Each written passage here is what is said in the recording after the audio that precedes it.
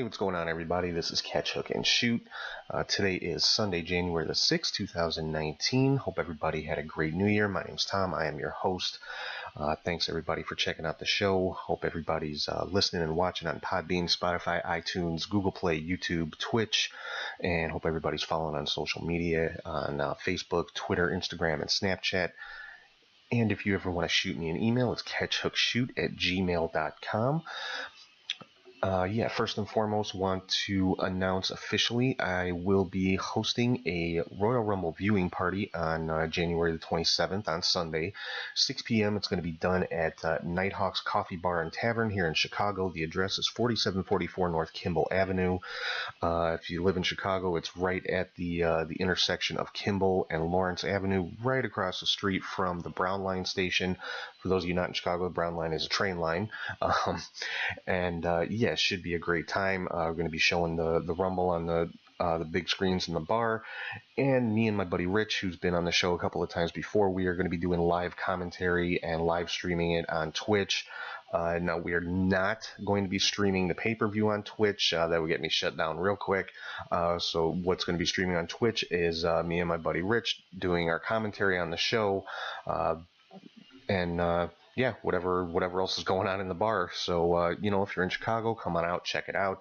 And if not, make sure you check out the live stream on Twitch. That's at twitch.tv/catchhookshoot. And, it should be a great time. And like I said, that's going to be at 6 p.m. Central Time on Sunday, January the 27th for the Royal Rumble. So starting off this week on kind of a sad note, I'm sure everybody knows by now, earlier this week we lost another legend in the business, Mean Gene Okerlund, probably the greatest interviewer of all time. Well, no, probably about it, the greatest interviewer of all time, and just a staple of wrestling, especially in the 80s and 90s. And Hall of Famer. What else? What can you say about Mean Gene that hasn't already been said? So that one hit home really hard. Really did bring some tears to my eyes, and because I grew up listening to Mean Gene, and some of his interviews especially with Hulk Hogan and Ric Flair, are just some classic moments in pro wrestling. So rest in peace, Mean Gene. And so getting into other news this week, on Monday Night Raw, we saw Triple H confront Seth Rollins in the ring, kind of the same way that Vince McMahon confronted AJ Styles the previous week on SmackDown. So I'm guessing from this they're trying to make the top guys on each show to be AJ and Seth Rollins, is what it's looking like to me, since you've got the two basically heads of the company confronting these guys and telling them they need to be more aggressive and bring out their inner beast, so to speak. So it'll be interesting to see where this goes. Coming up this week on Raw, we've got a tag team title match between the Revival and Bobby Roode and Chad Gable. So that should be a great match with those four guys. Also, Braun Strowman and Brock Lesnar, both scheduled to be on the show. And kind of a controversial topic been going around this week. Hulk Hogan is scheduled to make an appearance on Raw to honor Mean Gene, which I think is appropriate. I mean, no other wrestler is as synonymous with Mean Gene than Hulk Hogan. Like I said, I think pretty much every wrestling fan and every wrestler at some point or another has used the line, well, let me tell you something, Mean Gene, or something along those lines. So I think having Hogan there to honor Mean Gene is definitely appropriate. A lot of people not so happy about this for obvious reasons. There's still a lot of bad feelings about all the controversy surrounding Hulk Hogan and the comments that he made that were leaked. And my personal feelings about it, I said this on Twitter, I think it's okay to have him back to honor Mean Gene. I mean, one of his best friends, and things like that. So if that's the only capacity that they're bringing him back in, I'm okay with that. I don't think he should be, I don't think he will be back on a permanent basis in any kind of capacity. I don't see him, on Raw every week or anything like that. I don't think that's anything that we need to worry about. If that was the case, then I could see an issue with it. But if it's just kind of a one-off just to honor Mean Gene, And I said this on Twitter as well. When it comes down to it, WWE is a business, and having Hogan there is going to bring ratings, and that's something that they really need, especially this week because they are going up against the college football championship game. So they're going to do what they need to do. Also, I've seen that potentially Ric Flair may be there. He's another one. Had some great interviews with Mean Gene, and so if the two of them in the ring together talking about Gene, I think would be a pretty cool moment. Should be a good segment. I would imagine that would kick off the show, and going from there, just continuing on like a normal Raw broadcast. As far as SmackDown last week, I know a lot of people have been talking about the segment with Becky Lynch and John Cena. It was definitely a pretty cool moment. Cena kind of putting his stamp of approval on Becky Lynch and her kind of punking him out a little bit. Very, very entertaining spot. AJ Styles did win a match to become #1 contender for the World Heavyweight Championship, so he will be facing Daniel Bryan at the Royal Rumble. So that should be a great match. I mean, never seen a bad match between these two, and I'm sure this will be no exception. This week there's going to be a triple threat match for the #1 contender for the Women's Championship between Carmella, Becky Lynch, and Charlotte. The winner of that will be facing Asuka at the Royal Rumble. My pick for this one, I'm going with Becky Lynch. I think they're going to end up putting the title back on her sooner rather than later. I don't know if she'll necessarily win it at the Rumble, but I'm picking Becky Lynch to win this one. If Becky does not win for whatever reason, then look for her to win the Women's Royal Rumble. So moving on from there, of course, this past weekend was New Japan Pro Wrestling's biggest event of the year, Wrestle Kingdom. It's their quote-unquote WrestleMania, so to speak, but yeah, it was a great card from top to bottom. A lot of good matches. I saw a few people said, it seemed like it was rushed, like the matches didn't take quite as long as maybe they should have, or didn't get the kind of time that they should have. Now, I haven't seen the whole thing. I've only seen the matches that have been broadcast on Access TV so far, but the ones that I saw, I loved it. I thought they were thoroughly entertaining. So I'm just gonna run down the card here with the results. Starting off the pay-per-view was the most violent players taking a victory in a gauntlet match for the #1 contender for the never openweight 6-man tag team titles. Next, we had a match between Kota Ibushi and Will Ospreay. Ospreay defeated Kota to win the never openweight championship. Then we had a 3-way match for the Junior Heavyweight Tag Team Championship. Los Ingobernables de Japan were victorious in that one, so they are the new Junior Heavyweight Tag Team Champions. Basically, every championship that was on the line at Wrestle Kingdom changed hands. Zack Sabre Jr. defeated Tomohiro Ishii for the British Heavyweight Championship. Los Ingobernables de Japan again won a 3-way tag team match to win the IWGP Heavyweight Tag Team titles. Juice Robinson defeated Cody to win back the IWGP US Championship. Taiji Ishimori defeated Kushida for the IWGP Junior Heavyweight Championship. Jay White defeated Kazuchika Okada in a basically a grudge match. This one I'm dying to see this one whenever they show it on Access. I'm hoping it'll be this week. Naito defeated Chris Jericho to win back the Intercontinental title. This was a great match. A couple of really good spots in this one that were cringeworthy to say the least. And Hiroshi Tanahashi is the new IWGP Heavyweight Champion. Defeated Kenny Omega in another just fantastic match. And then so an interesting note from the next night at their at New Japan's New Year's Dash show, there were no elite members at that show, including Kenny Omega. So we're talking Kenny Omega, Kota Ibushi, Cody, the Young Bucks, Hangman Page, Marty Scurll. None of them were at the New Year's Dash show. So that I think is very telling. Then the NWA also had a what they called a pop-up show this week. It was called New Year's Clash. It was a co-promotion with Tried and True Wrestling, which is an independent company that's owned by Crimson.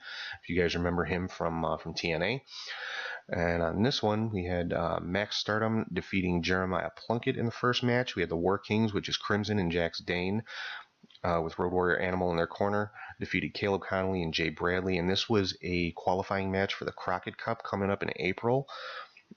Crazy Steve defeated Sam Shaw for the Tried and True Championship. Allie defeated Jazz in a match for the NWA Women's Championship. However, she won by disqualification, so there's no title change there. David Arquette with his tag team partner Tim Storm defeated Josephus and the Spiritual Advisor in a hair versus hair match. So, yeah, basically Josephus had to have his head shaved after the match. Some pretty good pictures of that online. Willie Mack defended the NWA National Championship and was successful against Matt Cross. And Nick Aldis was victorious over James Storm in a singles match for the NWA World Heavyweight Championship. Coming up tonight on pay-per-view is Impact's on Homecoming pay-per-view, and this again looks like a great card that they've got coming up here. Starting off with a women's tag team match: Allie and Sue Young versus Kiera Hogan and Jordan Grace. Yeah, those are probably the top four. Outside of Tessa Blanchard and Taya Valkyrie, those are the top four women in Impact right now. The Impact women's division is, getting back to where it was at one point in time, where it's becoming, very competitive, and that's one of the things that, you want to tune into Impact to see is the women's matches. We've got Sami Callihan versus Willie Mack, Eddie Edwards versus Moose in a Falls Count Anywhere match, Abyss versus Eli Drake in a Monsters Ball match. Those are always fun. Latin American Exchange defending the Impact Tag Team titles against the Lucha Brothers, Ray Phoenix and Pentagon Jr. That should be a great match with those four guys. And we've got an Ultimate X match for the X Division Championship. Of course, Brian Cage vacated the X Division title, cashing in what they call Option C, basically giving up the title in exchange for a World Championship match. So the Ultimate X match for the vacant X Division title is going to be Jake Crisp versus Ethan Page versus Rich Swann versus Trey Miguel. I'm looking for Rich Swann to take the victory in this one. He's really kind of gotten himself back on track since moving over to Impact after the having some problems and being released from WWE. And then singles match for the Knockouts Championship. Got Tessa Blanchard defending against Taya Valkyrie with Gail Kim as a special referee. Given the matches that these two have had and the way that Tessa's held on to the title, in classic heel fashion, I would be very surprised if Taya does not come out as champion in this one. But then again, they could always throw a swerve in there. You could see Gail Kim maybe helping Tessa. You could see a heel turn from Gail Kim. It wouldn't be unheard of. She's played the heel part before, and she's very good at it. So, I could definitely see a scenario where Tessa retains the title, but I could also see Taya coming out, and I think either one would be, if done properly, would be a great ending to the match. And then the main event tonight is for the Impact World Championship. Johnny Impact defending against Brian Cage. Should be a fantastic match. Now, Killer Cross has kind of been in the mix with these two, trying to, offering help to Johnny Impact, saying that, he can't beat Cage without Killer Cross's help and things like that. So I'm interested to see if he interjects himself into the match and in what capacity, and if because Johnny Impact and Brian Cage are both both baby faces right now. So if Killer Cross kind of gets involved, helping one over the other, you could see a heel turn on either side. However that comes out, so it should be a pretty good pay-per-view tonight from Impact, and I'll be going through the results of that next week on the show. So getting into some other wrestling news this week. Actually, this is from last week. Bandito has signed with Ring of Honor. Those of you that are not familiar with Bandito, he is a star from Mexico. He wrestled at the All In show back in September. He is All In was the first time I actually saw him myself, and I was blown away. So and he has signed a contract with Ring of Honor, so expect to see him on ROH TV real soon. Also with Ring of Honor and the NWA, they will be co-promoting the Crockett Cup coming up on April 27th. So that and for those of you that might not remember or that weren't around back in the day when the Crockett Cup was a thing. The Crockett Cup is basically a tag team tournament. It was done yearly through Jim Crockett Promotions, which was the top NWA promotion back through the 80s. And yeah, it's always been, very, very entertaining, fun to follow along with. The NWA was always really big on tag team wrestling, and I have seen some rumblings that this is going to kind of tie into the NWA Tag Team Championships, which are vacant right now. So, and with the NWA kind of slowly reintroducing their titles, of course, with the national title a couple months ago with Willie Mack winning that one in a single night tournament. It'll be interesting to see how they handle the tag team championships, if that's just going to kind of be the awarded to the winner of the Crockett Cup tournament as well. So we'll have to see where that goes. And a couple other things I want to touch on here before I get into the big news of the week, and I'm sure everybody knows what that is. But before I get into that, a couple of things I want to touch on that have been going on social media this week. One is Toni Storm deleting all of her social media accounts after some private photos were leaked, and it's really kind of sad that this has become kind of the norm. I talked a lot about it on social media, had some really good back and forth debate with some people about it. A lot of people think basically are, well, don't take those kind of pictures and you won't have to worry about them getting leaked. But honestly, that is horrible mentality. It really is, that we have to live in fear of our private business being blasted out all over the internet for the whole world to see.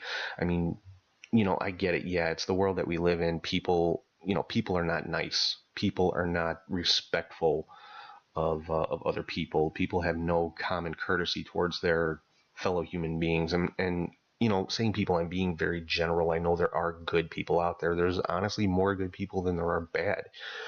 But, the bad ones are the ones that you hear about all the time. So, bottom line is it's never okay to blame the victim of a crime. I don't care what risk they took or anything like that. People saying that it's somehow Toni Storm's fault that this happened, and it's not, bottom line. And I made the comparison online. People had a problem with it, but I'm sorry, it's a valid comparison. It's tantamount to saying, if a woman is sexually assaulted, oh, well, she shouldn't have been wearing such a short skirt or such a sexy outfit. Excuse me? Nobody has any right to put any blame on the victim of a crime, and that's exactly what this is. Every single time it happens, it is a crime. And I think people tend to forget that. It's, because it has become so commonplace, and because it's pretty much impossible to, to find who does it and bring them to any kind of justice or anything like that. And, it's just, I don't know, it's crazy and it's upsetting and it's infuriating is honestly what it is to me. But it's just, it's cyberbullying is what it is.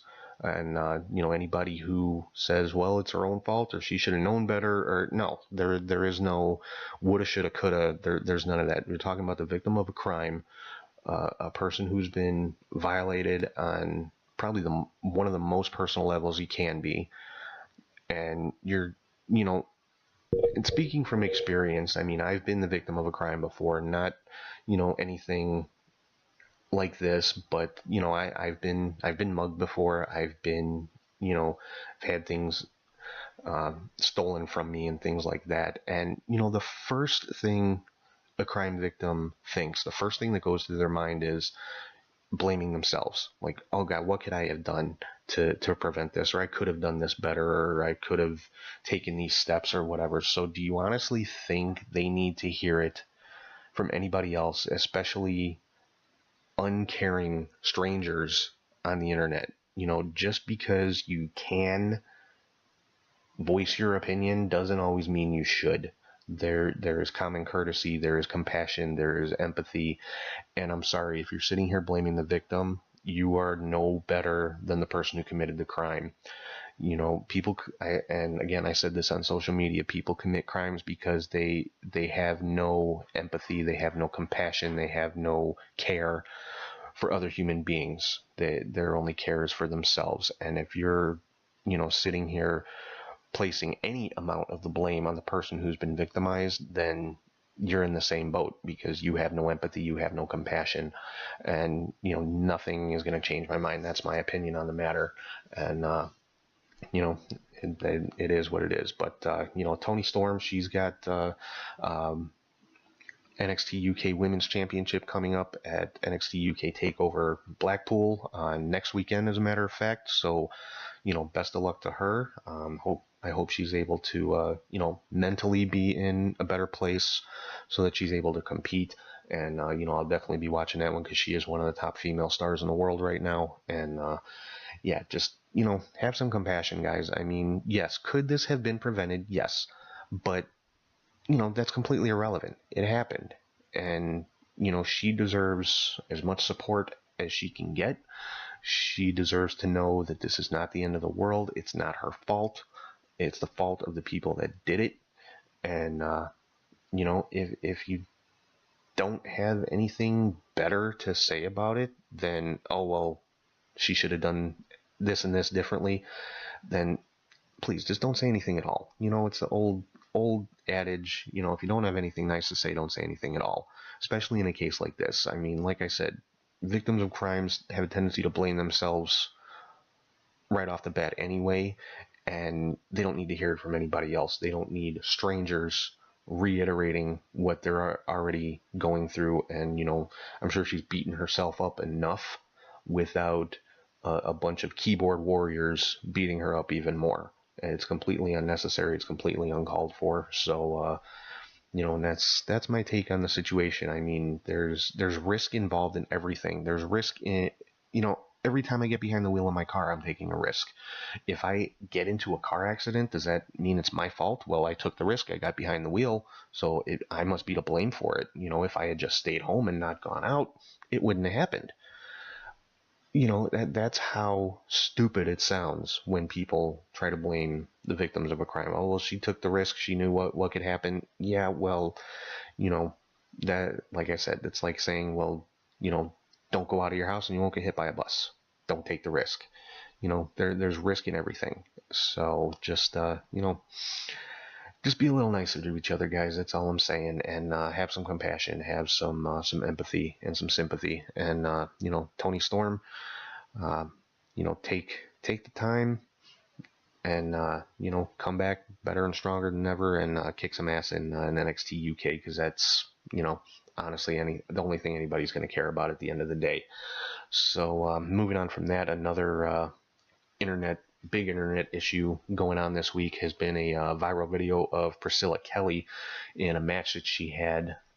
From what I read, the match was at least a week old before anybody started really jumping all over this incident. I'm not gonna break down the details of it, because it might be a little disturbing for some people, but if you've seen it, you know what I'm talking about. And it was it is what it is. I mean, it's pro wrestling, guys. It's not it was basically what I would call and this is a term that I use, a shock spot. It was done for shock value. It was done to gross people out. It was done to make people say, "Oh my God, what are you doing?" And it accomplished what it set out to do. Now, and she went on Twitter and basically said, "Hey guys, it's fake. Stop taking it so seriously." And then people jumped all over that, saying, "Oh, wrestlers shouldn't say the business is fake." I don't think she's referring to the whole business when she says it's fake. I think, this is my opinion, she's referring to the spot. It was fake. It was a prop. It wasn't real. It appeared that she was doing something thoroughly disgusting, but it wasn't as bad as it appeared, is the best way I can put it. And I get, it's going to gross some people out. Hey, I thought it was thoroughly disgusting, but I'm not going to condemn her for it. I've seen, throughout the history of wrestling, and I'm not just talking about the Attitude Era, for everybody who like, oh, shut up about the Attitude Era, it's over with. I'm not just talking about the Attitude Era. I'm talking about throughout the entire history of wrestling, there have been spots done strictly for shock value. I'm talking about DX raining down feces on Vince McMahon and the Spirit Squad. That was not the Attitude Era. I'm talking about, Kevin Owens being locked in a porta potty and shoved off the stage. That was definitely not the Attitude Era. That was his last year. I'm talking about Joey Ryan with his lollipop every match, shoving it down his tights and shoving it in a guy's mouth. That's a regular occurrence in today's wrestling scene. So, it is what it is, guys. It's done for shock value. It's done to get a reaction. And it got the desired reaction, and it got Priscilla Kelly's name out there all over the place. So, kudos to her. It was, to me, it it may not have been, what's the word I'm looking for here?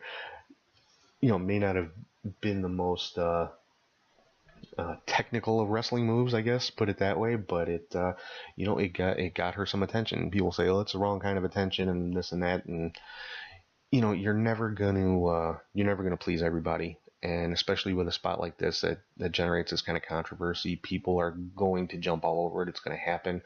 But again, and I said this today on social media, there is a fine line between stating your opinion and becoming a cyberbully. If you want to state your opinion, oh, it was gross, it was disgusting. Hey, yeah, it was, but I don't have a problem with it. It was her match. It was in a bar. It was a 21 and over crowd. There were no children in the audience. It wasn't being broadcast on national TV. It was for the crowd there. And I don't know if it was on a streaming service or anything like that, but it was a 21 and older show. And it was obviously something that was worked out between Priscilla and her opponent. And again, it is what it is. It's pro wrestling. It's showmanship, guys. It's done for entertainment. It's done for shock value. It's done for comedic value. It got a great reaction from the live crowd, and people have been on both sides of this for the last couple of days on social media. My take on it is, if you didn't like it, fine. You want to state your opinion. You think it was gross. You think it was out of line. You think she crossed some kind of line or whatever. I disagree, but it's your opinion. You're entitled to it, just like I'm entitled to mine. She's entitled to hers. She obviously didn't have a problem with it because she's the one that did the spot. I don't know whose idea it was, if it was hers, her opponent's, the promoter, the booker, whatever. But it got the desired reaction, and that's really, when you're talking about a wrestling match, that's the most important thing. It got over with the live crowd, and I don't think anybody has any right to demean or degrade her as a person for performing this spot. Like I said, if you don't like it, that's fine. You need to express your disgust with it, that's fine. Like, oh, just say, oh, that was horrible, that was disgusting, I can't believe they did that. Fine, don't watch it. But when you start questioning her as a person or running her down as a person, that's when you've crossed the line. You've crossed the line from stating your opinion to becoming a keyboard warrior and a cyberbully. And that's not okay. I will never begrudge anybody an opinion. There's so many people out there, especially wrestling fans, probably the most opinionated group of people on the planet. Everybody's got something to say about, whether it's WWE, New Japan, or Ring of Honor, Impact. Everybody's got something to say.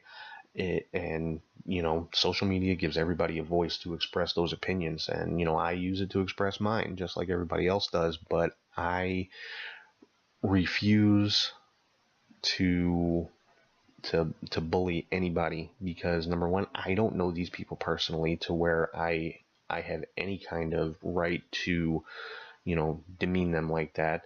And I refuse to sit by and tolerate it when somebody else does it. If I see it, I'm going to call it out, and I'm going to tell them, if you don't like it, that's fine, but you don't have the right to do what you're doing.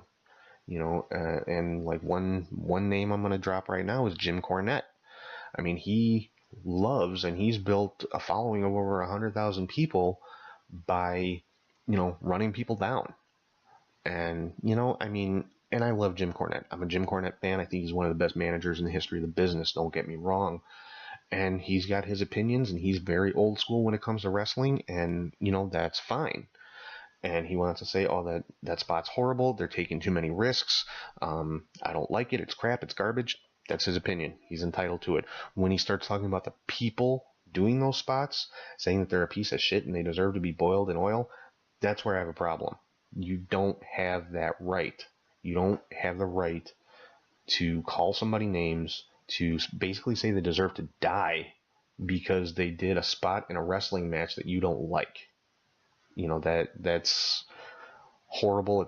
That is unprofessional. You think the spot was unprofessional? That kind of conduct is unprofessional. You call yourself a wrestling personality and, you know, a professional and been in the business for 30 plus years or however long it's been, and you're going to basically say, you know, you think people should be killed because you don't like a spot they did in a match.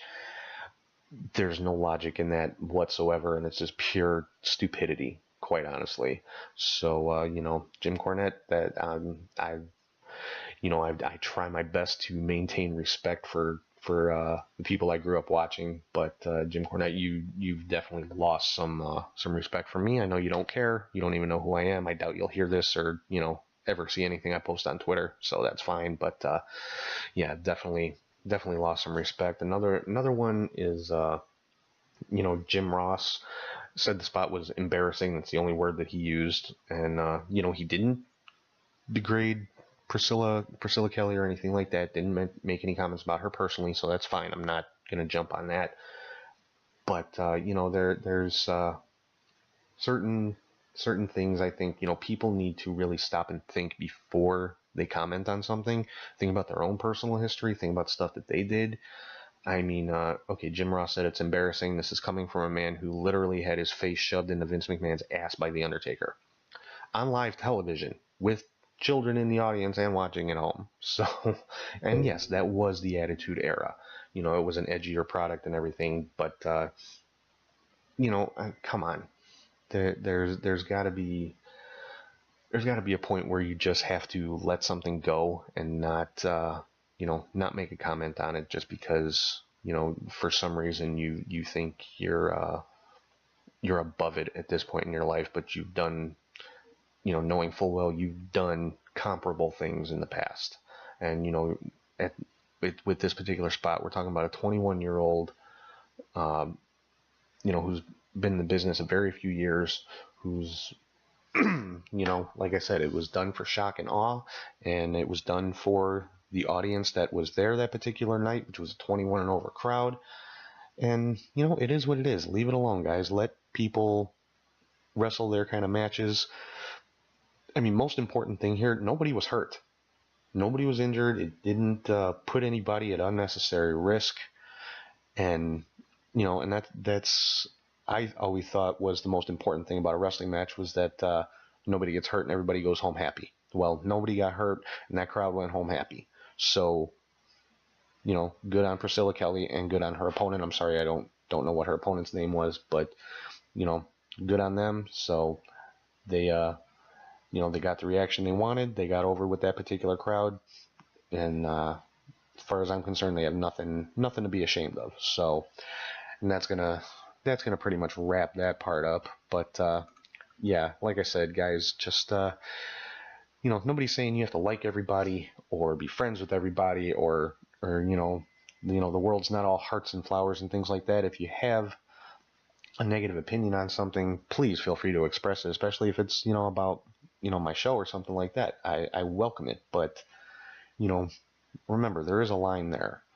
And when you cross that line from stating an opinion to bullying somebody, it's, yeah, that's where you've crossed the line from being a decent human being into being a not so nice human being. I'll leave it at that. But let's get into the biggest news of this week. On New Year's Eve, of course, it was announced that All Elite Wrestling is in business with a show coming up in apparently in Las Vegas called Double or Nothing, a sequel to All In. And yeah, so what do we know about All Elite Wrestling so far? Well, what we do know is that the president of All Elite Wrestling is Tony Khan. Now, he is a member of the Khan family who owns the Jacksonville Jaguars. One account that I read online said that his initial investment to start up the company was $100 million, which is a hell of a startup investment. So they should be off on a pretty good foot there. Cody Rhodes is serving as executive vice president of the company, so that definitely, you know, this is the mind that put together All In, or one of the minds that put together All In. So definitely a great choice there. Brandy Rhodes is the chief brand officer. I found that interesting. I'm sure she's qualified for it. I just think it's I don't know if funny is the right word, but that's the same title that Stephanie McMahon has with the WWE. So you know, it's kind of mirroring Stephanie and Triple H. Triple H is an executive vice president. Stephanie's the chief brand officer. So it's pretty cool. According to now, these are the official announcements. Now, rumored announcements is that the Young Bucks are going to be the bookers for All Elite Wrestling, and Hangman Page and SoCal Uncensored are basically going to be in agent roles, from what I understand, like kind of backstage producers. Kind of the same role as like an Arn Anderson or Billy Kidman or Jamie Noble have in WWE. SoCal Uncensored obviously is Christopher Daniels, Frankie Kazarian, and Scorpio Sky. The members of the Elite that we really haven't heard anything about, we probably won't for a little while, is Marty Scurll and Kenny Omega. Kenny Omega, like I just talked about a little while ago, lost the IWGP Heavyweight Championship at Wrestle Kingdom, so that kind of fulfills his commitments with New Japan. By all accounts, his contract with New Japan is over at the end of the month. So we'll have to see if he, if anything is said about him in the coming weeks with All Elite Wrestling. Now, Marty Scurll is still under contract to Ring of Honor, from what I've read, until at least March. So he probably won't be having any kind of official dealings with AEW anytime soon, but I would assume once his ROH contract is over with, he will be right there with Cody and the Bucks and everybody else. Now, on kind of a side note, as far as Kenny Omega goes, rumors have been running rampant the last few days that WWE has been making a serious play to sign Kenny Omega. The rumored contract that they offered him was like 4 or 5 years for $20+ million, which is that is unheard of for the WWE to offer a contract like that to somebody just coming in, just debuting with the company. So how much truth is in that, I don't know. I don't doubt that they made him a huge offer. But, we'd have to see. I'm sure he'd want some kind of creative control and, his merchandising and things like that. I mean, the $20+ million for the 4 or 5 years, I don't know if that includes any kind of merchandising or licensing rights or anything like that, or if that's just his downside guarantee as a wrestler, because that would be insane, like I said. But again, we'll have to see if Kenny Omega pops up anywhere with WWE or AEW in the coming weeks. I'm sure by next month, I'm sure we'll know. But some other names that are being associated with AEW right now, one is Barry Bloom. If you guys aren't familiar with him, he's kind of like the top sports agent in the world. Some of his clients are Jim Ross, Chris Jericho, Bill Goldberg. Now, JR is under contract with WWE until March, but his name has kind of been attached to AEW since the rumors started going around about it. So, wouldn't be a huge surprise if after the end of March we see Jim Ross kind of hanging around with Cody Rhodes a little more and things like that. He did talk about on his podcast that he has met Tony Khan not in an official capacity, not like business meetings or anything like that. He's just, said he's met him, talk wrestling with him, things like that.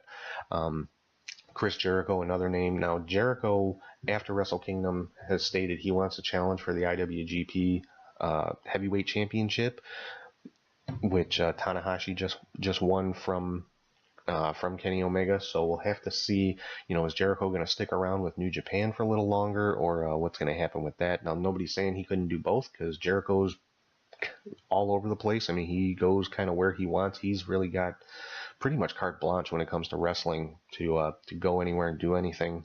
And so wouldn't surprise me to see him, involved with AEW and still wrestling with New Japan. Now, apparently, this was another rumor, the AEW people were having meetings this weekend with officials from Ring of Honor and New Japan to try to work out working relationships. Now, if this could be done, it would be huge, because that would give AEW access to some of the biggest stars outside of WWE right now. So I'm really hoping that this is true, and I'm hoping those meetings went well, because that right there would open a lot of doors for them.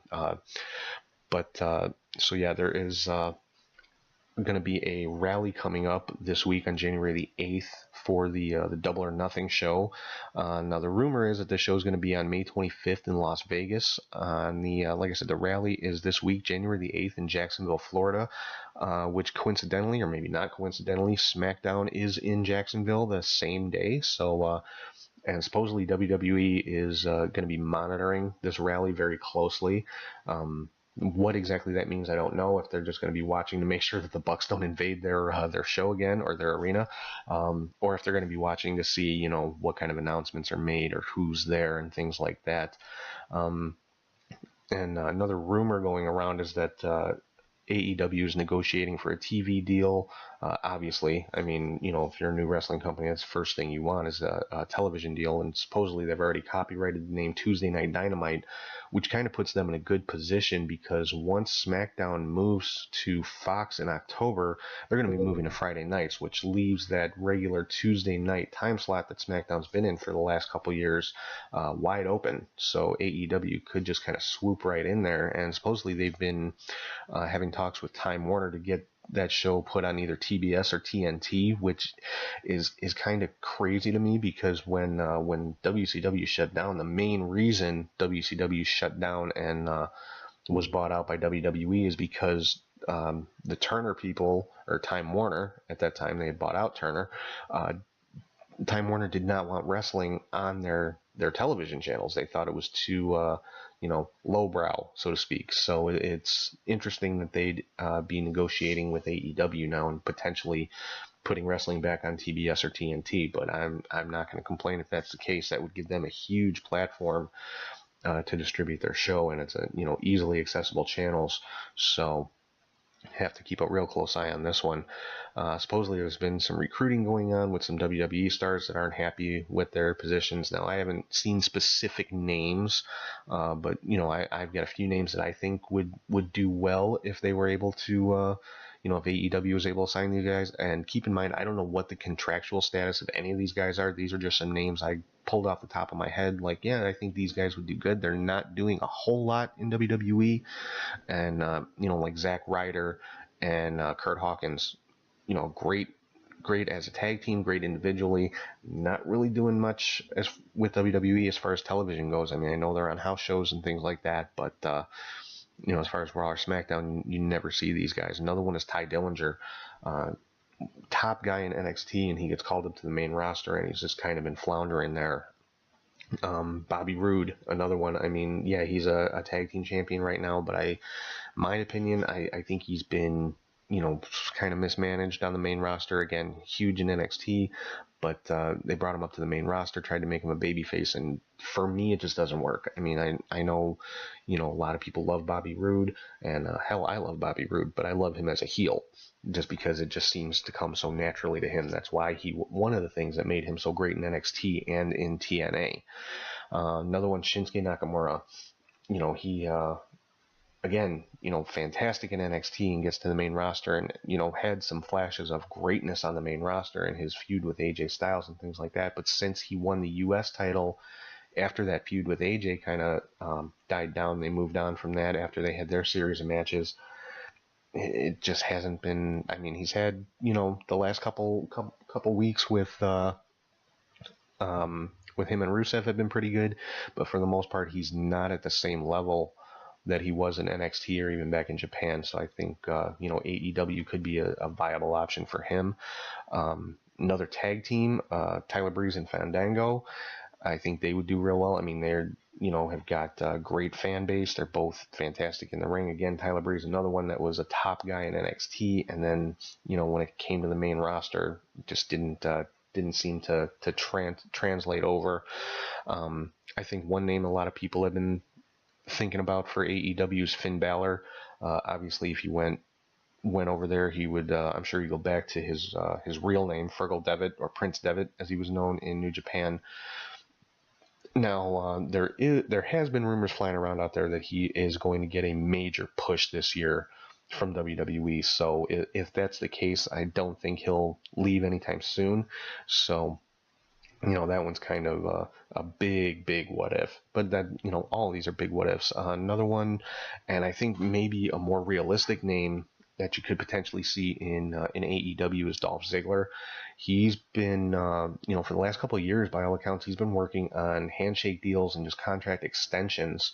Has not signed a new long-term deal with WWE, so he's one that could potentially, I could see making his way over to AEW, especially if he's offered to be put in a top spot. I could easily see Dolph Ziggler as the number one heel.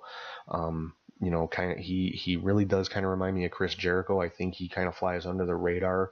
I don't, I think people kind of take him for granted. Because he's going to put on a great match. He's great on the mic. He's a great heel. Not the best babyface when he has worked as a babyface, but as a heel, he's right up there. So I could definitely see him being like the top heel in a different company. And then finally, another fantastic tag team that has not been used very well or even very much in WWE is Gallows and Anderson. Came in around the same time as AJ Styles and came into a lot of hype and everything, and just kind of died out. And I don't really know why. I don't really think it was anything that they did, but so we'll have to wait and see. I mean, these are just some of the guys who I think would do well in AEW, who would prosper. But then you're going to see a lot of independent names too. I would think that people that might not get a shot in WWE, or some people from Impact or some people from Ring of Honor, especially if they do get some working deals in place. I think it's just it's going to be a very interesting few months coming up here with All Elite Wrestling, and I've seen a lot of comparisons being drawn with Turner and WCW, but I really don't think it's going to be the same thing. I mean, Ted Turner was a TV guy. Yes, he owned the Atlanta Braves and things like that, and but first and foremost, Ted Turner was a TV guy, and WCW was was turned into a TV company. I mean, the NWA was always a wrestling company, but when it became WCW, it was turned into a TV product. And everything was about the ratings and things like that, and they wanted to run Vince McMahon out of business, and that was going into it with that kind of mindset to bury your competition and run them out of business is the wrong way to start a business. But I think with the Khan family, they're and especially Tony Khan, he's a sports guy. I mean, yes, they own an NFL team, and the NFL is all about competition, but it's not about running your competition out of business. That's the main difference. When you own an NFL team, your competition are other NFL teams. You want to build a better team so that you can beat them on the field. You don't want to run the Jacksonville Jaguars don't want to run the Miami Dolphins or the Tampa Bay Buccaneers out of business. Competition in the NFL is what brings in an audience. So it's just a different mindset. So I don't think they're going to run into the same kind of problems that Turner and WCW did, especially with Cody Rhodes being one of the top executives in the company, from what it sounds like the number 2 executive in the company. So I think they're going into this with the right kind of thinking, and I think it's going to be a whole lot of fun, and it's going to be, I think, pretty cool to have yet another alternative to WWE. And from the sounds of it, it's gonna, I mean, they did this because the fans were clamoring for it. They did this on the back of All In, which the fans just ate up. So I'm thinking, they're gonna build this brand with the fans in mind. They're gonna bring in wrestlers that people are gonna get behind, and so I'm really looking forward to seeing where AEW is going to go in the next few months. I'm looking forward to hearing about when we can start seeing AEW shows being promoted. Now I would assume that the Double or Nothing is going to be their first show. So now, from like I said, the rumors, it's going to be held in Vegas. So I will most likely not be able to attend this one in person. I'll have to watch it on pay-per-view, which I'm sure it will be on most likely on the Fight app or something along those lines. So that's how I'll be watching it. I'm sure now in the promo picture for Double or Nothing, they did have the Starcast logo, so I'm sure Conrad Thompson is involved in this somehow or another. I think it's a safe bet that he'll be in Jacksonville this coming Tuesday on the 8th for this rally that's going on. So yeah, I'll definitely be keeping a close eye on that. Yeah, I mean, if there is any possible way I can get to Vegas come Memorial Day weekend, I will be there because I'm sure there'll be another Starcast convention attached to this, and it's not something that I want to miss. So if there is some way I can get myself there, I will be there, and I will be posting stuff on social media like crazy as much as I can. But yeah, that's really about it. A lot of big news going on this week. Like I said, hope everybody had a great holiday, great New Year, and yeah, looking forward to the coming year. It looks like professional wrestling is really going to get very interesting this year. So hope everybody just enjoy the ride. Don't overthink it. Just be a fan. Enjoy the time. It's the greatest time in history to be a wrestling fan. So just sit back, watch, and enjoy. And so that's pretty much all I've got for this week. I'm going to sign off once again. Thank you everybody for checking out the show. Remember to watch and listen on Podbean, Spotify, iTunes, Google Play, YouTube, and Twitch. Make sure you follow on social media on Facebook, Twitter, Instagram, and Snapchat. And if you ever want to shoot me an email, you have questions, comments, something you'd like to see me talk about, or anything like that, it's catchhookshoot@gmail.com. Don't forget about my Royal Rumble viewing party, which will be live streaming on Twitch, 6 p.m. Central Time, Sunday, January 27th. If you're in Chicago, come on out to the viewing party. It's at Nighthawk Coffee Bar and Tavern, which is at 4744 North Kimball Avenue in Chicago, right at the intersection of Kimball and Lawrence Avenue, right across the street from the Brown Line station. And yeah, if you're not in Chicago, join me on Twitch. It's twitch.tv/catchhookshoot. I will be live streaming the viewing party with commentary on the pay-per-view from myself and my buddy Rich, who's been on the show before. I want to reiterate, I will not be streaming the pay-per-view on Twitch. I'm not trying to get my channel shut down for copyright issues. So yeah, if you tune into Twitch expecting to see the Royal Rumble for free, it's not going to happen. You're gonna be seeing me and my buddy giving our commentary on it. Maybe other people in the bar want to jump on camera. That's great too. But yeah, it should be a lot of fun. So again, that's Sunday, January 27th, 6 p.m. Nighthawk Coffee Bar and Tavern at 4744 North Kimball Avenue in Chicago. And if you can't make it there in person, join us on twitch.tv/catchhookshoot. And yeah, hope everybody has a great week.